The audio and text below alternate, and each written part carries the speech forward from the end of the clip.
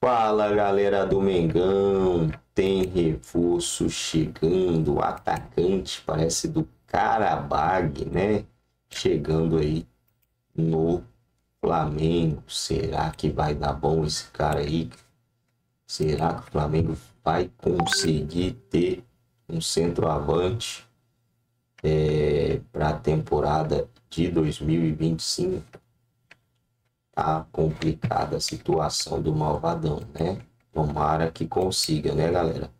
Deixa o like, se ainda não é inscrito, se inscreva no canal e vamos juntos para mais um vídeo. Sem nenhum grande destaque em relação a jogos e gols, com exceção do Karabag. Por exemplo, estou vendo aqui no Guaratinguetá, ele foi emprestado, depois começou a carreira no Atlético Paranaense. Guaratinguetá, 7 jogos, 2 gols. Portimonense, 1 jogo só, nenhum gol. Brasil de Pelotas, 19 jogos, 1 gol. Novo Horizontino não jogou, não conseguiu jogar, não sei porquê. Figueirense, 25 jogos, 2 gols, enfim. E aí no Estoril, já em 24 jogos fez 6 gols, melhora um pouquinho. No Chaves, 76 jogos, 13 gols. E agora no Karabag se destacando. Muito torcedor do Flamengo desconfiado, ressabiado, com o pé atrás, em dúvida, ou sem dúvida nenhuma, já cornetando, viu, Bira? Acho que é uma virada de chave do Flamengo, né? O Flamengo, até com a contratação do Boto, indica uma estratégia de mercado de buscar mais esses nomes, oportunidades, bons jogadores desconhecidos e não um jogador com tanta grife. O Flamengo da gestão Marcos Braz, apesar de alguns sucessos de jogadores desconhecidos como o Pablo Mari, em geral foi um time que contratou muito jogador com grife. Bons jogadores, deram certo, não estou querendo questionar a qualidade deles. Felipe Luiz, Rafinha, Gabigol, Bruno Henrique, mas tudo jogador já rodado e conhecido. Né? Oportunidade, aquele jogador que foi no olhar ali, um pouco alternativo, assim. Aposta, como Aposta, teve bem menos, né?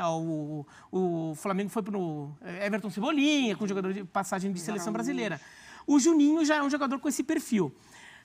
Essa diferença dos números do Juninho é porque ele jogava mais pelo lado, ele era mais ponta, e no Karabag que ele vira centroavante. Então, isso explica a mudança dos números ofensivos dele, como ele começou a fazer muito mais gol. Mas ponta pode fazer gol também, amigo Bira. A ideia era Mas se justifica a busca do Flamengo pelo Juninho centroavante agora, não pelo Juninho só ponta, né? Mas poder jogar como ponta ajuda, porque o Gabigol fazia isso também. Sim. Então, é um jogador que, quando o Pedro voltar, ele pode ser uma opção para jogar ao lado do Pedro em determinado cenário.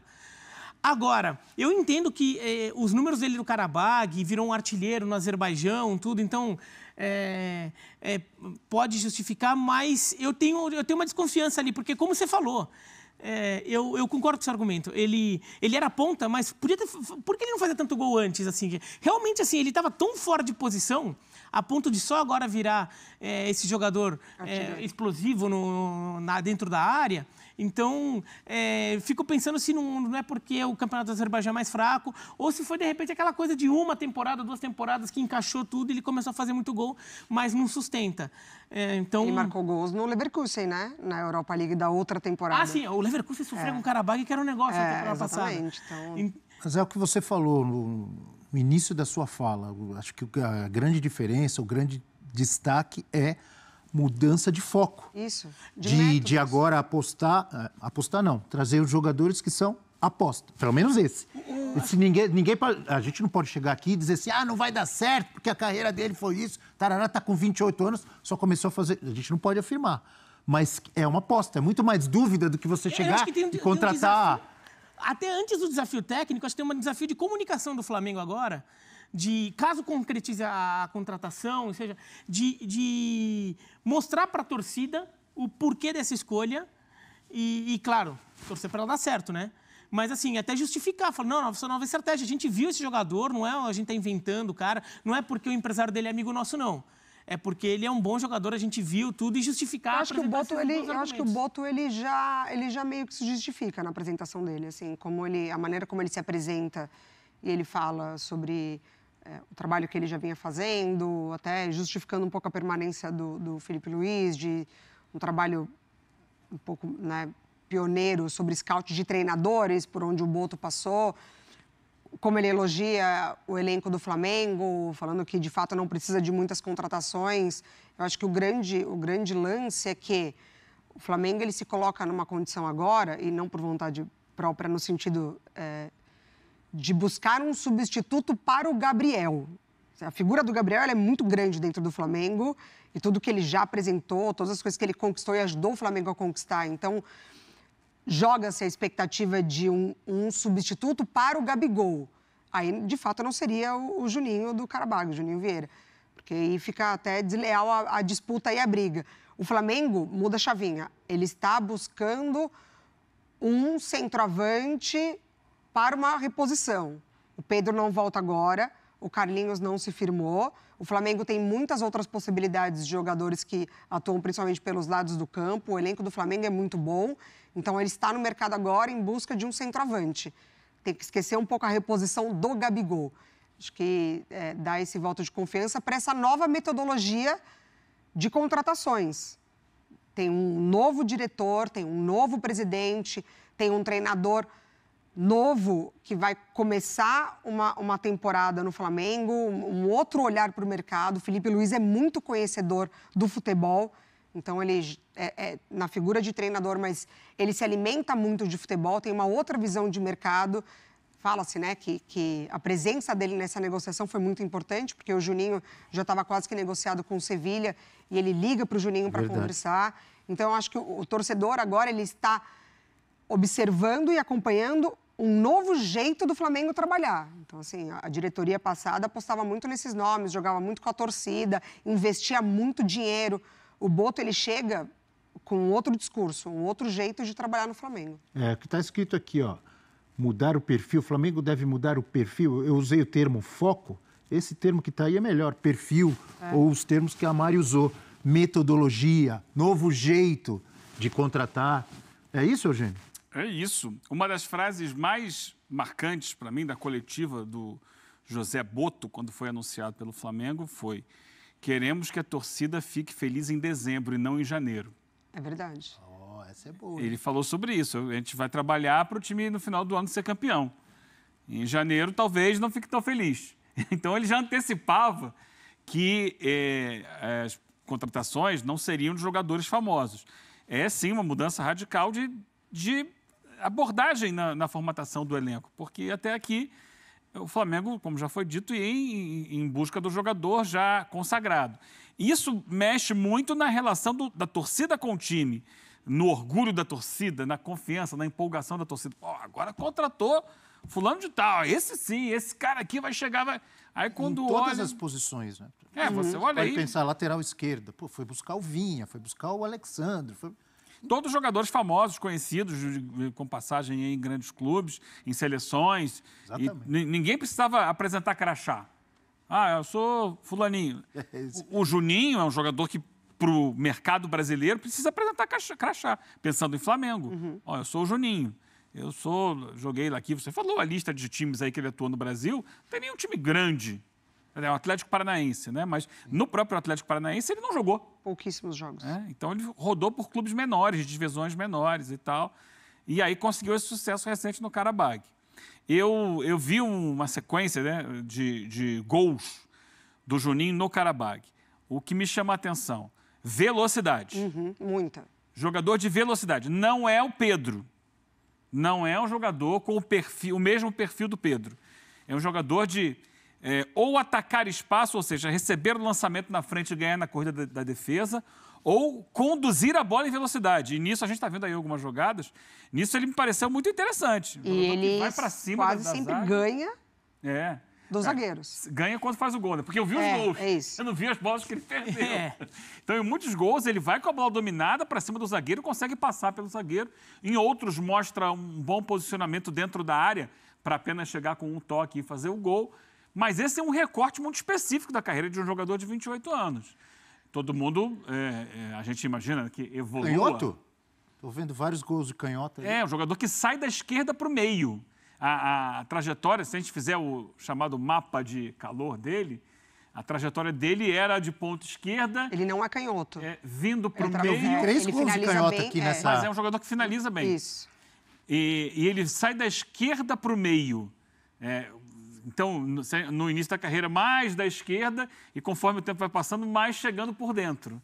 E é um jogador que tem essa velocidade e acho que, assim, muito bom senso de posicionamento dentro da área, em jogadas que não são trabalhadas por ele, para estar no lugar certo e alcançar as finalizações.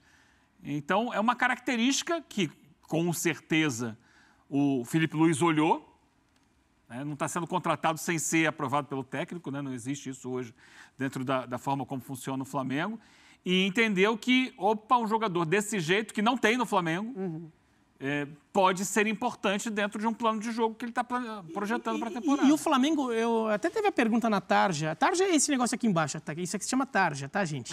Teve uma pergunta na Tarja agora há pouco se o Flamengo acerta com essa mudança de foco, como disse o Abel. E eu acho que sim, o Flamengo gasta muito dinheiro porque contrata muito jogador feito, o jogador que não precisa apresentar crachá.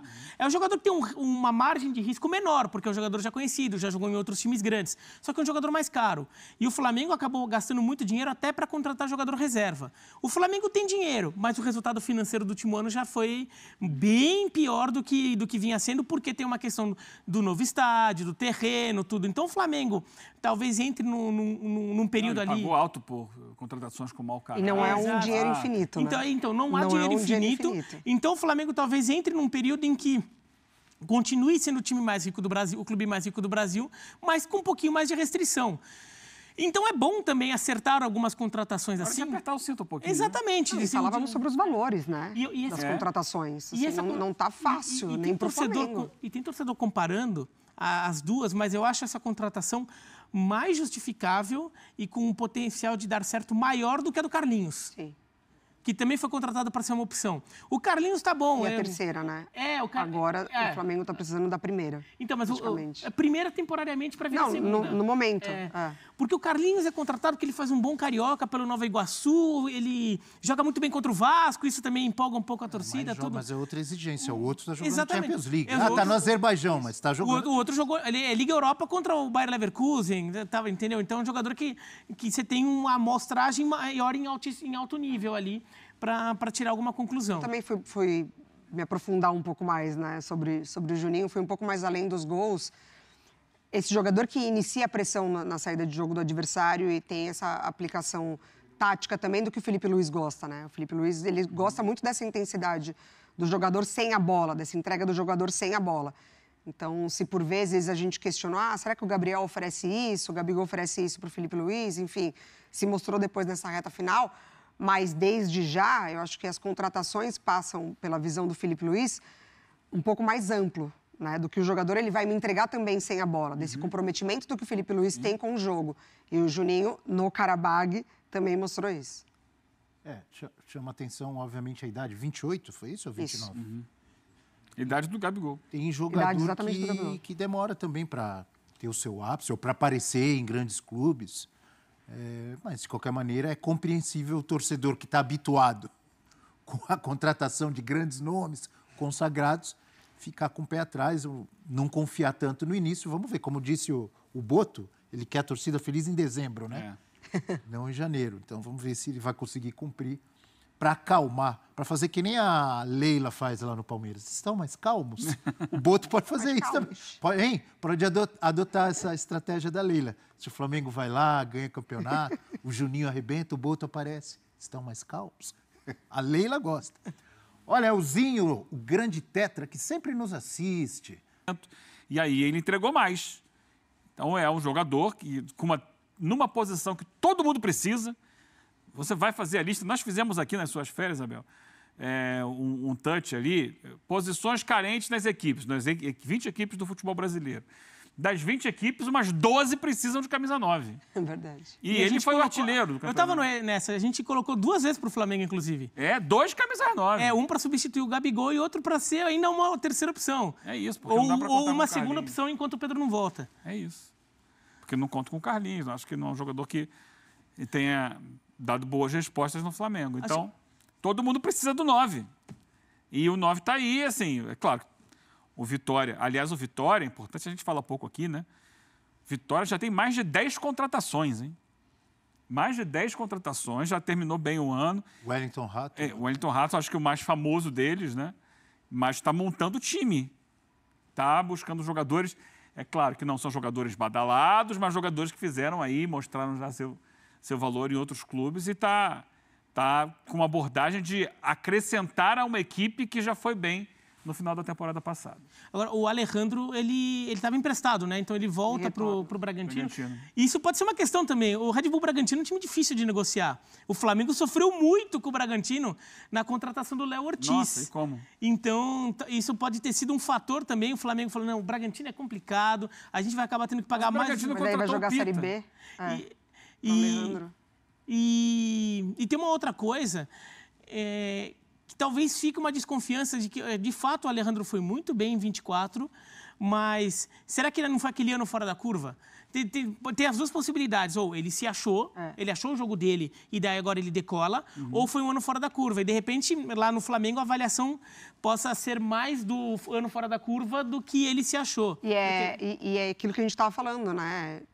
A gente não acompanha, na grande massa, principalmente torcida do Flamengo, não vê o que o Juninho faz lá no Karabag, mas vê o que o Alejandro faz aqui, obviamente, né? De futebol brasileiro. Então, na avaliação do Flamengo é muito disso, do recorte que tem maior também, né?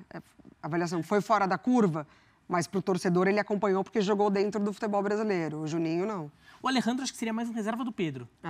O Juninho, como você me falou, joga pelo lado, marca a saída de bola, tudo. Acho que ele é um jogador que, no momento, ele substitui o Pedro, mas quando o Pedro volta, ele é um complemento.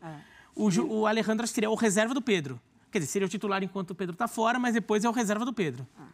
Seria uma aposta. E se joga com Minha outro visão atacante, também seria uma aposta. O Alejandro, que acho que foi o Subira que falou agora, né? A gente não sabe se decolou e a carreira dele agora vai ser... Ou se foi, teve uma temporada boa. Porque por exemplo, o Pedro Raul. No Brasil. O Pedro Raul teve uma temporada espetacular no Goiás. Depois não conseguiu repetir no Vasco e muito menos agora no Corinthians. Então a gente nunca sabe. Agora, seria uma boa aposta. Eu acho que seria uma boa aposta pelo campeonato que fez no Vitória. Eu acho que ambos são uma boa aposta. Que um a gente conhece mais, né? Que é o Alejandro, que a gente viu de perto. O outro nem tanto. Mas eu acho que ambos são apostas. A gente tem outros caras. O Souza, atacante, foi artilheiro do Brasileiro pelo Goiás. Depois ele até teve uma carreira como um atacante bem útil, mas não como artilheiro. Era um atacante que fazia pivô, ajudava os outros. Mas teve um ano que a bola entrava. E ele é artilheiro do Brasileiro naquele ano. E depois ele até por um tempo até é contratado ali para ser um centroavante, um artilheiro que ele nunca foi. Ele foi até um bom jogador, mas não esse artilheiro. Então acontece de jogadores que têm um ano fora da curva. Dependendo do time, o time joga mais para ele, prepara mais jogadas. No Vitória acho que era assim. Será que no Flamengo, com tantas estrelas, apesar da mudança de foco agora, mas ainda está cheio de estrela lá. O time não ia jogar só para o Alejandro. Então, seria uma aposta, foi uma dica aí. Um abraço para o grande amigo, Uzinho. Alguém me chama. É isso aí, galera. Não deu para ter muita coisa, né? Mas é o que temos aí para essa temporada. Flamengo contratando aí um jogador de um lugar que a gente sabe, né, que não vai render muito. A gente espera que renda, mas a realidade, a probabilidade é desse cara não conseguir render no time do Flamengo. O Flamengo já tem uma equipe bem forte mesmo. A gente já viu muitas vezes o Bruno Henrique jogar de volante, né? Muitas vezes o Bruno Henrique já jogou de volante, de centroavante e conseguiu dar conta do recado. O negócio é que ele é muito grande, né? Ele rende bem melhor pelas pontas. Então você perderia aí um jogador muito veloz pelas pontas para colocar ele ali de centroavante. Não sei se seria uma coisa boa, né? Agora o Pedro é matador.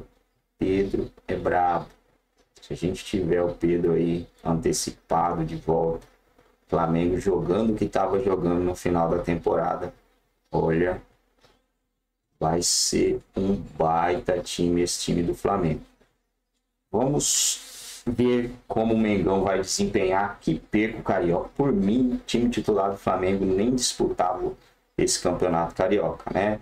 na minha opinião, é gastar jogadores, gastar tempo, gastar dinheiro à toa. Tomara que o Flamengo, sei lá, mescle bastante esse elenco aí para a gente ter esse time inteiro nas competições que realmente são necessárias e que o Flamengo tenha um planejamento para que não coloque os jogadores para jogar todas as competições, né, pessoal? Não dá para jogar todas as competições. Tem que ter um time para as Copas e um time para disputar o Campeonato Brasileiro.